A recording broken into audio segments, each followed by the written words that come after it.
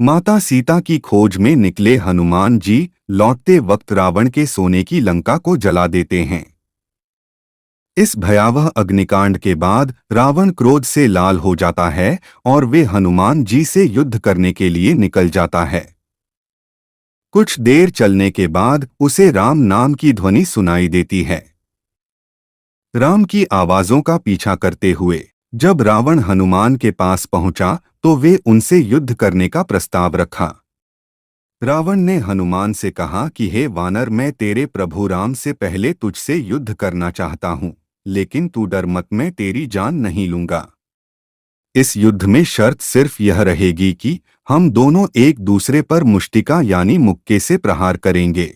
जिसके मुक्के का प्रभाव ज्यादा होगा उसे इस युद्ध में विजयी माना जाएगा। रावण की बातों को सुन हनुमान जी उसकी चुनौती को स्वीकार करते हुए कहते हैं कि हे लंकेश, पहले तुम मुझ पर प्रहार करो, क्योंकि मेरे प्रहार के बाद तुम सही से खड़े नहीं हो पाओगे। महाबली हनुमान की बातों को सुन रावण को यह लगने लगता है कि यह अच्छा मौका है, मेरे पहले प्रहार से ही एक राम भक्त मौत की नींद सो जाएगा।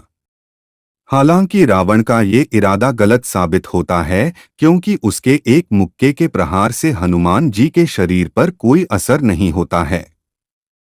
रावण के इस प्रहार के बाद अब बारी हनुमान जी की आती है, लेकिन उनके प्रहार करने से पहले देवताओं में एक तरह से बेचैनी सी होने लगती है। इस संसार के सृजनकर्ता ब्रह्मा को ऐसे लगना लगता है कि यदि हनुमान जी ने अपने मुक्के का प्रयोग रावण पर कर दिया तो इससे उसकी जान भी जा सकती है, और यदि रावण मारा गया तो प्रभु विष्णु का रामावतार लेने का कोई फायदा नहीं होगा।